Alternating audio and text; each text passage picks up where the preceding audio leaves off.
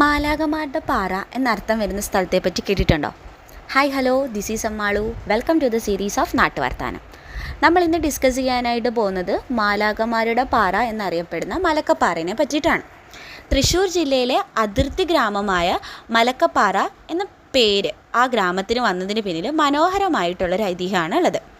മാലാഖപ്പാറ എന്ന വാക്കിൽ നിന്നാണ് ഈ പേരുണ്ടായതെന്നാണ് വിശ്വസിക്കപ്പെടുന്നത്. മലയാളത്തിലെ മാലാഖ, പാറ എന്നീ വാക്കുകൾ ചേർന്ന് മാലാഖമാരുടെ പാറ എന്ന അർത്ഥത്തിലാണ് ഈ പേര് രൂപപ്പെട്ടിട്ടുള്ളത്.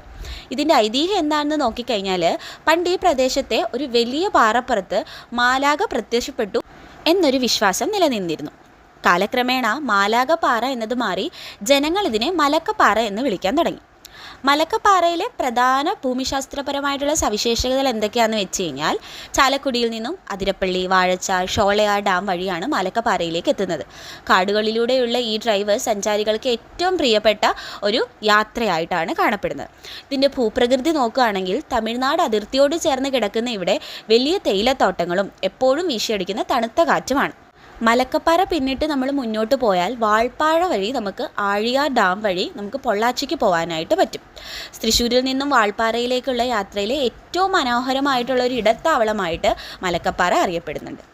ഇത്രയാണ് മലക്കപ്പാറയെ പറ്റിയിട്ടുള്ള വിശേഷങ്ങളും ആ പേരിന് പിന്നിലെ ചരിത്രവും. ഇനിയും ഇതുപോലെയുള്ള സ്ഥലങ്ങളെ പറ്റിയിട്ടുള്ള വീഡിയോസായിട്ടും അതിൻ്റെ പേരിന് പിന്നിലുള്ള ചരിത്രമായിട്ട് നമുക്ക് നാളെ കാണാം. നിങ്ങൾക്ക് ഇങ്ങനത്തെ ഏതെങ്കിലും സ്ഥലത്തെ പറ്റിയിട്ടുള്ള വിവരങ്ങൾ അറിയണമെങ്കിലോ സ്ഥലത്തിൻ്റെ പേരിന് പിന്നിലുള്ള ചരിത്രങ്ങൾ അറിയണമെങ്കിലോ കമൻറ്റ് ചെയ്യുക. നമുക്കത് പിക്ക് ചെയ്തിട്ട് അത് നമുക്ക് വീഡിയോസായിട്ട് ചെയ്യാവുന്നതാണ്. സോ ഇതുപോലത്തെ വീഡിയോസ് നിങ്ങൾക്ക് കാണാൻ താല്പര്യമുണ്ടെങ്കിൽ do follow our channel and subscribe to our YouTube channel.